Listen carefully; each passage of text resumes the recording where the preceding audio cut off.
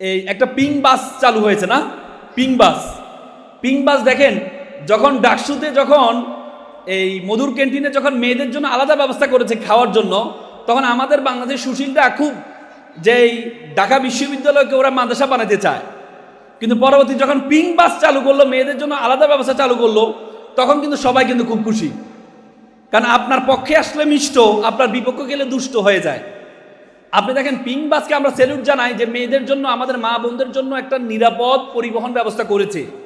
কিন্তু এখানে একটি অ্যালার্মিং, সেটা হচ্ছে মেয়েদের জন্য মেয়েদের ড্রাইভার রাখতে হবে কেন? এই যে মেয়েদের আল্লাহ তাআলা মেয়েদের জন্য, আল্লাহ তাআলা তো মানুষ তৈরি করেছেন, পুরুষ মহিলা সবাইকে আল্লাহ তাআলা তৈরি করেছেন। আল্লাহ তাআলা প্রত্যেকটা মানুষকে আলাদা আলাদা স্ট্রাকচারে তৈরি করেছেন। পুরুষরা কঠিন কাজ করতে পারে, আমাদের মা বোনরা কঠিন কাজ করার জন্য আল্লাহ তাআলা তাকে সৃষ্টি করে নাই। আমাদের মা বোনদেরকে কঠিন কাজ করার জন্য আল্লাহ তাআলা সৃষ্টি করে নাই। আল্লাহ তাআলা তাদেরকে সৃষ্টি, যেমন দেখেন নবুয়ত কোনো নারীকে দেওয়া হয়নি, কারণ এটা খুব কঠিন কাজ। আপনাকে হিজরতে চলে যেতে হবে, আপনাকে বাইরে চলে যেতে হবে, যেটা আমাদের মা বোনরা পারবে না। এই জন্য আল্লাহ তাআলা নবুয়ত কখনো দেন নাই। আপনি বলেন যে ইসলাম একটু ফান্ডামেন্টালিস্ট, তাহলে আপনি দেখেন পৃথিবীর কোনো সামরিক বাহিনীর প্রধান নারী দেখেছেন? আমেরিকাতে খুব নারীবাদী রাষ্ট্র, আমেরিকাতে সামরিক প্রধান কখনো নারী দেখেছেন? না। আমেরিকার প্রেসিডেন্ট হওয়ার জন্য একজন নারী প্রার্থী হয়েছেন, হিলারি ক্লিন্টন। উনি এত জনপ্রিয় হওয়ার পরেও আমেরিকার পুরুষরা তাকে ভোট দেয় নাই, তাকে প্রেসিডেন্ট বানায় নাই। তো সুতরাং আল্লাহ তাআলা প্রত্যেকটা মানুষকে আলাদা স্ট্রাকচারে, ধরেন একটা মাছ থাকে পানিতে আর আমরা থাকি উপরে। শীতকালে আমরা কাঁপছি, পানি ধরলে ঠান্ডা লাগে না। আপনি যদি বলেন আমরা তো বাইরে থাকি, মাছটাও তো কষ্ট হচ্ছে, মাছেরও তো ঠান্ডা লাগছে, মাছকে নিয়ে যদি আপনি রোদের মধ্যে রাখেন, মাছের জন্য উপকার হবে নাকি অপকার হবে? অপকার হবে, উপকার হবে না। কারণ মাছের কাজ পানিতে থাকা, যার যেটা কাজ, যার আমাদের মা বোনরা চাকরি করবে কোনো সমস্যা নেই, শিক্ষকতা করবে সম্মানজনক, কষ্ট কম, কিন্তু আপনি তাকে ডাবল টেকার একটা গাড়ি দিয়ে দিলেন, তাকে সিঙ্গেল টেকারও না। বলা হয় যে গাড়ি চালানো চালক, এটা কিন্তু একটা অভিজ্ঞতার ব্যাপার। এটা 6 মাস 7 মাস 8 মাসে প্র্যাকটিস দিয়ে এটা কোনো গাড়ি চালানো যায় না। আমরা যখন ড্রাইভার নিই তখন আমরা চিন্তা করি তুমি কত বছর গাড়ি চালাইছো, কারণ গাড়ি চালানো একটা অভিজ্ঞতার বিষয়। 10 বছর 12 বছর হলে আমরা বলি না তুমি ফিট আছো, আসো। আপনি 6 মাসে ট্রেনিং দিয়ে আপনি তাকে ডাবল টেকার গাড়ি দিয়ে ঢাকা শহরে ছেড়ে দিবেন, এটা কি ভালো হবে? ভালো হবে না। এটা আমাদের মা বোনদেরকে বড় অপমান করা হয়। আমাদের মা বোনরা তারা পরিবার চালাচ্ছে, সন্তান পরিচালনা করছে, সাথে সাথে আপনি তাকে ডাবল টেকার গাড়ি দিয়ে দিচ্ছেন বা তাকে কঠিন কাজ দিচ্ছেন, এটা তাদের জন্য শুভকর নয়। এজন্য আমরা সাধুবাদ জানাই যে আলাদা একটা ব্যবস্থা করেছে, এটা সাধুবাদ জানাই। আপনারা অভিভাবক যারা আছেন, অভিভাবকদেরকে বলবো যে আপনাদের আমি প্রথমেই সম্মান জানাই, স্যালুট জানাচ্ছি এজন্য যে আপনারা আপনাদের সন্তানকে একটা প্রথম যে শিক্ষাটা, আজকে আমাদের সমাজের জন্য যে ভেরি অ্যালার্মিং, আজকে আমাদের সমাজে বৃদ্ধাশ্রম বেড়ে যাচ্ছে। উন্নত বিশ্বে অনেক বৃদ্ধাশ্রম আছে, দেখবেন উন্নত বিশ্বে ওরা মা বাবা দিবস পালন করে, মা দিবস পালন করে, বাবা দিবস পালন করে। কেন দিবস পালন করে? কারণ তারা মনে করে মা বাবা হচ্ছে একটা সময়ের জন্য, বছরে একবার তাদের সাথে দেখা করে আসবো, তাদের জন্য কিছু গিফট নিয়ে যাব। কিন্তু আমরা যারা, আমাদের জন্য মা বাবা বছরে একবারের জন্য না, 6 মাসে একবারের জন্য না, সবসময় আমাদের মা বাবা। এজন্য তারা মা বাবা দিবস পালন করে। আজকে অভিভাবকরা আমাদের দেশে, আমি ওদিন একটা বৃদ্ধাশ্রমে গিয়েছিলাম, সেখানে বৃদ্ধাশ্রমের দেয়ালের মধ্যে লেখা আছে যে বাবা এবার ঈদে তোর বাড়িতে আমাকে একটু নিবি। কত ভয়ঙ্কর একটা বাক্য ব্যবহার করেছে, বাবা এবার ঈদে তোর বাড়িতে আমাকে একটু নিবি। তার মানে আমরা কিছুদিন আগে একজন সচিবের মায়ের করুণ মৃত্যু দেখেছি না? এজন্য আপনাদেরকে, আপনি কখনো দেখবেন না একজন আলেম তার মাকে বৃদ্ধাশ্রমে রেখে আসছে, একজন মাদ্রাসা শিক্ষক তার মা বাবাকে বৃদ্ধাশ্রমে রেখে আসছে, আপনি কখনো দেখবেন না। কিন্তু শত শত ঘটনা আমাদের সমাজে আছে। বিসিএস ক্যাডার, একজন বড় আইনজীবী তার মাকে বৃদ্ধাশ্রমে রেখে আসে, বড় ডাক্তার তার মাকে বৃদ্ধাশ্রমে রেখে আসে। এজন্য আপনারা আপনাদের সন্তানকে প্রথম যে নলেজটা দিচ্ছেন, কোরআনিক নলেজ দিচ্ছেন, সাথে সাথে আপনাদেরকে মনে রাখতে হবে সন্তানটা আপনি কিভাবে পরিচালনা করবেন, সন্তানকে আপনি কিভাবে শিখাবেন, আপনি আপনার সন্তানকে কিভাবে শিখাবেন, এটা আপনাদের জন্য খুবই গুরুত্বপূর্ণ। একটা সন্তান, মনে রাখবেন, সন্তানটা হচ্ছে দেখে শিখে। বলা হয় লার্ন ইন বিহেভিয়ার। সন্তান হচ্ছে আপনার থেকে দেখে শিখে। দেখবেন বাবা এবং মা, বলা হয় the father and mother is the first teacher of the child. বাবা মা হচ্ছে একটা সন্তানের প্রথম শিক্ষক, এবং family is the first university of the child. পরিবার হচ্ছে একটা শিশুর প্রথম বিশ্ববিদ্যালয়। এজন্য এই যে একটা শিক্ষা প্রতিষ্ঠান আপনারা দিয়েছেন, একটা শিক্ষা প্রতিষ্ঠানে একটা শিক্ষার্থী থাকে কয় ঘন্টা? 3 থেকে 4 ঘন্টা, কিন্তু বাকি 20 ঘন্টা আপনার কাছে থাকে। তো সুতরাং আপনি তাকে কিভাবে শিখাবেন, এটা সবচেয়ে বেশি গুরুত্বপূর্ণ। আমরা সন্তানকে সময় দিতে চাই না। আমি বেসিক্যালি অভিভাবকদেরকে নিয়ে বলছিলাম যে যারা অভিভাবক আছেন, আপনারা হচ্ছে আপনাদের সন্তানের প্রথম শিক্ষক। তো প্রথম শিক্ষকের দায়িত্ব কর্তব্য একটু বেশি। মনে রাখবেন, আপনার সন্তান আপনার থেকে দেখে শিখে।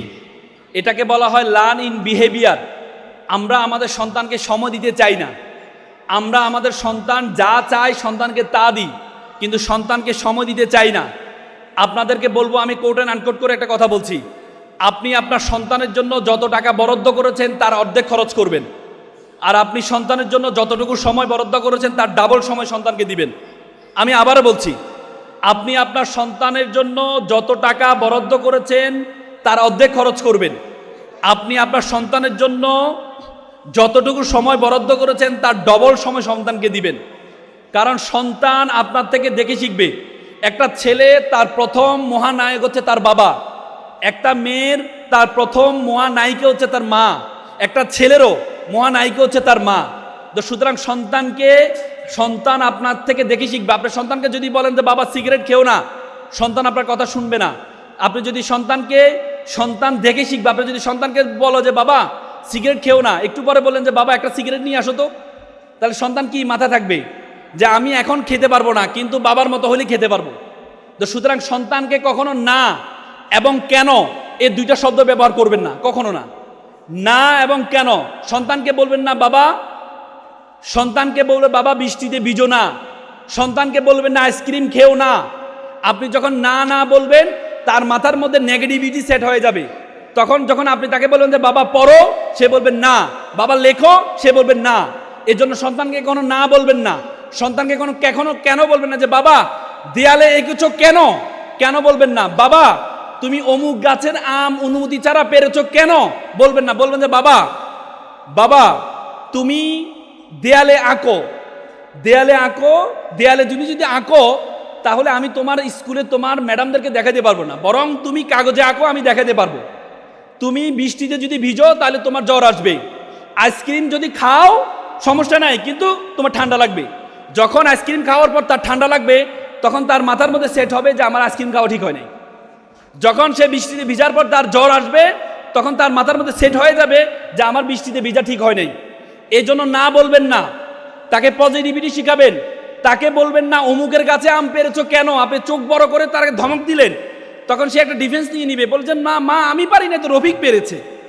কারণ আর আপনার চোখ দেখে সে বাধ্য হলো ডিফেন্স নেওয়ার জন্য। কিন্তু আপনি যদি বলেন বাবা কারো অনুমতি ছাড়া অন্যের কাছে আম পাড়া ঠিক না, আপনি যদি তাকে এটা বলবেন, তখন তার মাথার মধ্যে সেট হবে যে ঠিক, আমি অনুমতি ছাড়া মা ঠিক আছে মা আমি আর পারবো না। এজন্য আপনারা তাকে পজিটিভিটি শিখাবেন। মনে রাখবেন, আমরা সন্তানকে নিজের মতো করে ভাবি, নিজের মতো করে সন্তানকে ভাববেন না। সন্তানকে শিখাবেন পায়রার মতো করে। দেখবেন একটা পায়রা শক্ত বিভিন্ন ধরনের কঠিন খাবার খায়, খাবারটাকে নরম করে এখানে রাখার পরে যখন তার সন্তানকে খাওয়ানোর প্রয়োজন হয়, তখন নরম জায়গা থেকে একটু একটু করে খাওয়ায়। আর আমরা সন্তানকে বলি তুমি এত গাধা কেন, বুঝো না কেন। আজকে যারা ধরেন বার্ষিক পরীক্ষা, অনেকে ভালো করেছে, অনেকে পুরস্কার পেয়েছে, অনেকে পুরস্কার পায় নাই। আপনি পাশে বসে যদি তাকে বলেন দেখছো, আপনি যদি তাকে বলেন দেখছো তোমার চেয়ে ওর বাবা কি করে, আর তোমার বাবা তোমার পিছনে কত টাকা খরচ করে, ও হয়েছে ফার্স্ট আর তুমি হইলা মানে থার্ড বা ফোর্থ। আপনি যখন তাকে এটা বলবেন, তখন তার মনটা খারাপ হবে। তাকে এটা বলবেন না। একবার একটা দৌড় প্রতিযোগিতায় একটা মেয়ে 20তম হয়েছে। তো মেয়েটা 20তম হওয়ার পর মন খারাপ, তার বাবা তাকে ধরে বলেছে মা অভিনন্দন তোমাকে। বললো যে বাবা কেন, আমি তো 20তম হয়েছে, আমি তো ফার্স্ট হই নাই। বলছে বাবা কি বলো, এখানে 100 জন দৌড় প্রতিযোগিতায় অংশগ্রহণ করেছে, তুমি 80 জনকে হারিয়েছো, এই জন্য তুমি অভিনন্দন প্রাপ্ত, তুমি এরপরে আরো ভালো করবা। আপনি তাকে তো উদ্বুদ্ধ করবেন, তখন তার মনটা অনেক বড় হবে। এজন্য সন্তানকে কখনো হতাশ করবেন না। সন্তানকে কখনো হতাশ করবেন না। আপনি যদি আপনার সন্তানকে হতাশ করেন, সন্তানের মাইন্ডসেটটা হতাশাময় হয়ে যায়। আল্লাহ তাআলা কাউকে অনর্থক সৃষ্টি করেন নাই। আসমান এবং জমিনে যা কিছু আছে কোনো কিছু অনর্থক সৃষ্টি করেন নাই।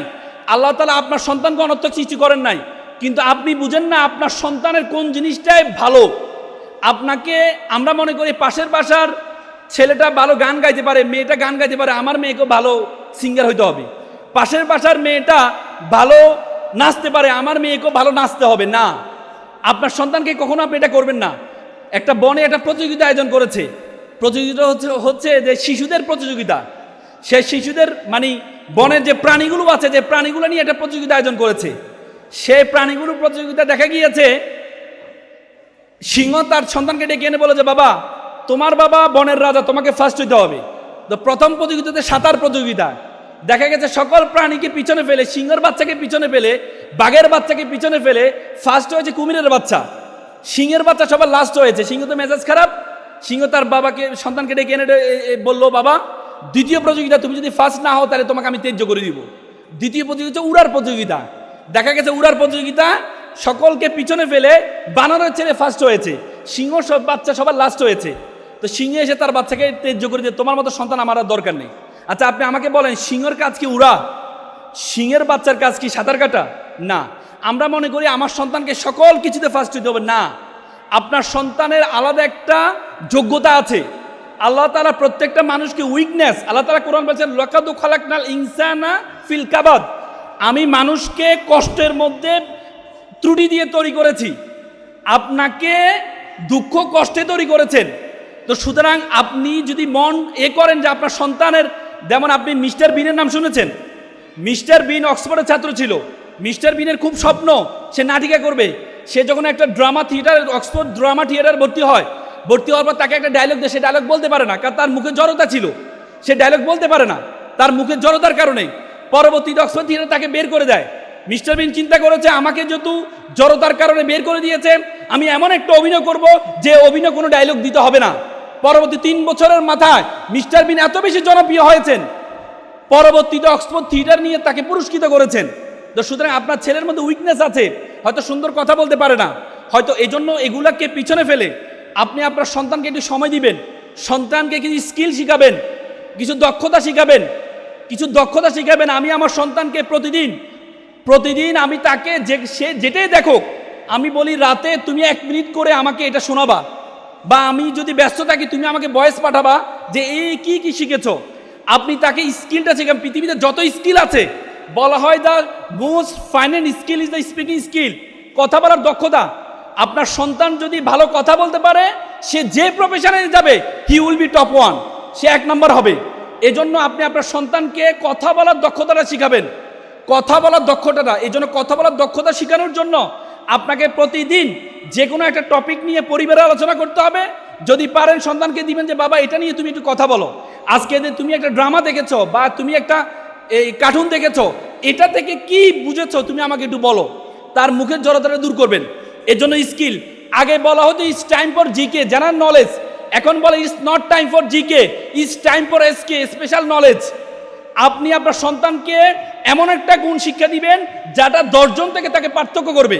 তো সুতরাং এটি যদি আপনি নিশ্চিত করতে পারেন, আমি তানজিমুল উম্মাহকে ধন্যবাদ জানাই। তারা জাগতিক নলেজ এবং ইসলামিক নলেজ দুটির সমন্বয়ে যে একটা নলেজ তারা করছে, আমি বিশ্বাস করি এটা দ্বারা আমাদের শিক্ষার্থীরা অনেক ভালো করবে। এজন্য আমি আবার অভিভাবকদের আহ্বান জানাবো, শিক্ষার্থী যারা আছো তোমাদের মধ্যে আমি সর্বশেষ কথা বলে শেষ করব। তোমরা এখানে তারা সবাই একটু দাঁড়াও, শিক্ষার্থী যারা আছো দাঁড়াও, সবাই একটু দাঁড়াও। শিক্ষার্থীরা তোমাদের এই বুকে হাত দাও, এখানে হাত দাও। তোমরা চোখ বন্ধ করবা 5 সেকেন্ড। তোমরা চিন্তা করবা যে তোমরা কি হতে চাও, তোমরা বড় হয়ে কি হতে চাও।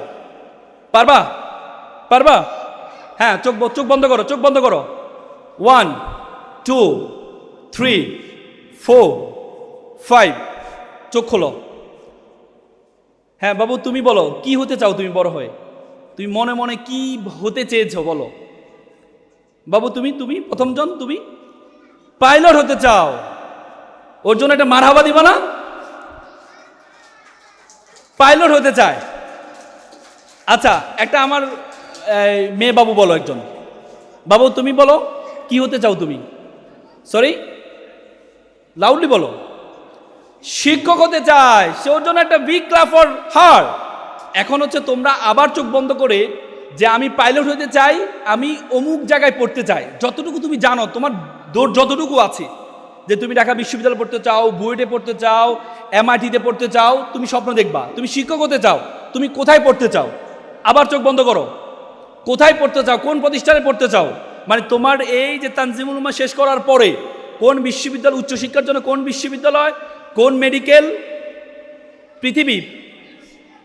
ওকে, চোখ খোলো। বাবু তুমি শিক্ষক হতে চাও, কোথায় পড়তে চাও? তানজিমুল উম্মাহ তো তোমাকে বিশ্ববিদ্যালয় পর্যন্ত পড়াতে পারবে না, আছে বিশ্ববিদ্যালয়। তানজিমুল উম্মাহ, বসো, তোমরা বসো।